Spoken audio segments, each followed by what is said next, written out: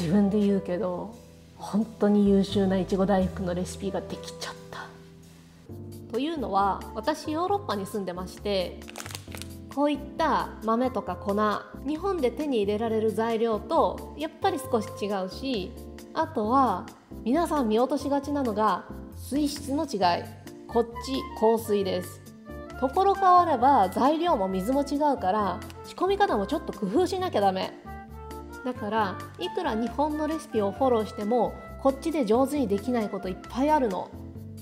今回のレシピのポイントはヨーロッパで上手にあんこを炊く、そして3日間冷蔵庫に入れてても硬くならないお餅のレシピ、ぜひご覧ください。はい、ではまずざるにざっと開けて小豆を選別します。シワが寄ってるものとか色が悪いもの、とにかく状態の悪いものはこの段階で取り除きます。そしたら水で軽くザーッと洗いましょう。そして沸騰したお鍋の中に一気に投入。火を止めて蓋して2分蒸らします。これ一体何をしているかっていうと、小豆の吸水性を高める作業をしてます。小豆って皮が硬いからなかなか水が吸水しにくいんです。だから一晩水にお豆をつけることもしません。小豆を熱湯に放り込むことによって急激な温度変化でこの小豆の胚芽の部分に亀裂を生じさせるんですね。そうすることによってここから水が吸水しやすくなるっていうことです。2分間の蒸らしが終わったらもう一度ざるにあけて水は捨てちゃいます。そして新しい水をお鍋に注ぐんですが、だいたい小豆が5センチぐらいかぶる量。そして重曹を入れて中火にかけます。沸騰したらそのまま10分煮ていきましょう。はい、こちら10分煮上がった後です。ちょっと私さっきお水入れる量が少なかったみたいで蒸発しちゃったんで、その場合はここでお湯足します。お水じゃなくてお湯です。そしたら火をとろ火に落として30分ゆっくり煮ていきます。はい、ここで重要なポイントは重曹を入れて小豆を煮るということ。なんで重曹を入れるのかっていうと、重曹はお水をアルカリ性にしてくれる性質があります。そのアルカリ性のお水はですね、小豆にたくさん含まれるペクチンという成分を分解してくれる働きがあります。そして繊維を柔らかくして吸水しやすくしてくれる効果もあります。ヨーロッパのお水って硬水の地域が多いと思います。硬水で小豆を煮ることによって水の中のカルシウムイオンと小豆のペクチンが結びついてお豆を硬くしてしまう作用があるんですね。だから重曹を入れてお水をアルカリ性にして煮るということがとっても重要なんです。こちら30分ゆっくりコトコト煮たお豆です。お豆が最初に比べたらこんなにふっくらしてきました。そしたらざるにあけてお水を全部捨てていきます。豆だけ鍋に移して新しいお水に取り替えます。そしたらもう一度火にかけましょう。そしてこうやって沸騰してくるとこんな感じでアクが浮いてくるので取りましょう。そして弱火に落としてだいたい15分ほどゆっくり煮ていきます。はい、こちら15分後です。お豆の硬さをチェックしていきましょう。指で潰してみます。熱いんだよな。これは軽い力でブジュって潰れたんでいい感じですね。1個じゃちょっと分かんないんで何個か試してみましょう。こっちの方は軽く芯が少し残ってる感じ。でもこれだいたい私の感覚で9割方豆が煮えてるのでこれで OK。 そしたら蓋を閉めてここでだいたい30分ぐらい蒸らしていきます。私は蒸らしてる間に買い物とかに行ってたんでだいたい2時間ぐらい放置してました。ここでお豆の硬さをもう一回チェックします。 OK。 もしこの段階で豆にまだ硬さがあるようなら豆が柔らかくなるまで追加で加熱してください。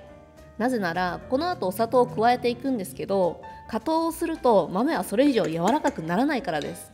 これめちゃめちゃ重要。そしたらこのお鍋の中のお水を少し減らしていきます。そしてこの小豆の煮汁は私は飲んじゃいます。お鍋にはだいたいこのぐらいの水分残してお砂糖をここで加えていきます。今回私はブラウンシュガーとグラニュー糖どっちも使ってますけど、グラニュー糖だけでも OK です。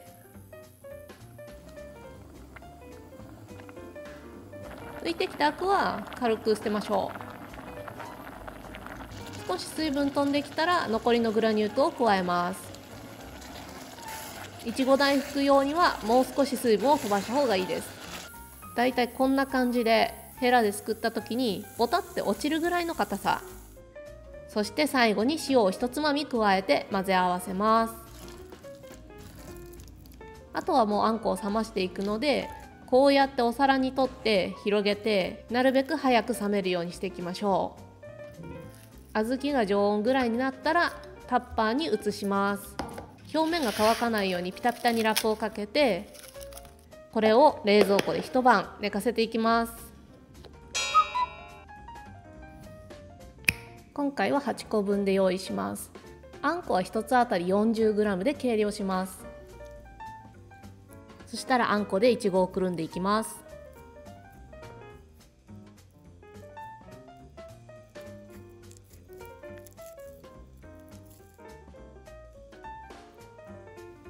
こちらは求肥の材料です。このもち粉はこのグリーンのパッケージのものを使っています。ちなみにこれと同じ会社のもので青いパッケージのものもあるんですけど、そっちじゃないのでご注意ください。はい、こちらお砂糖を加えていきます。お水数回に分けて加えて混ぜていきましょう。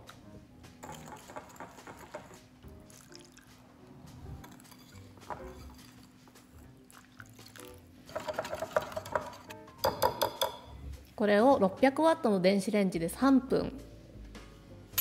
レンジにかけたら1回全体をよく混ぜます。切るように混ぜると混ざりやすいです。そしたらもう1回600ワットで今度は1分半。これで全体が均一になるようによく練る。求肥を片栗粉にのせます。餅全体に片栗粉まぶします。はい、そしてこれ私流なんですけどね、最初にある程度四角く平らにのしちゃいます。まな板に移したら包丁で8等分。包丁入れたらくっついちゃうから断面と断面をすぐ離す。表面のきれいな方を上にしてあんこにかぶせちゃう。手にしっかり粉つけて滑らすようにすくい上げる。これでなるべく切った断面同士をくっつけながら閉じていく感じ。この方法は一般的ないちご大福のレシピで紹介されている方法とは全然違うんですけど、大福を包み慣れてない人は実際この方がやりやすいです。お餅で閉じたら最後にしっかり形を整えて、いい感じ。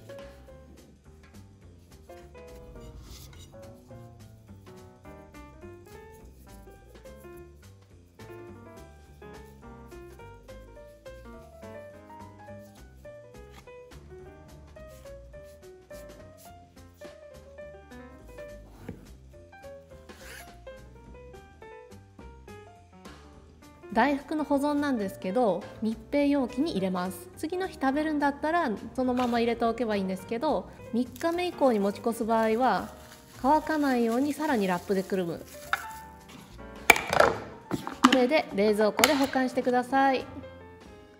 ちなみにこれ2日目のいちご大福、全然まだふわふわで柔らかいです。今回のあんこは甘さ控えめにしてあります。だから求肥を結構甘くしたんですけど、いちごのジューシーさも相まって全然帳尻合ってる。だからビビらないでお砂糖をきちんと入れてください。お砂糖には水分を保たせる性質があるので、だから3日間冷蔵庫に入れておいても硬くならないんだと思うんですよね。甘いかなと思ったけど意外とちょうどいい。結構コーヒーにも合う。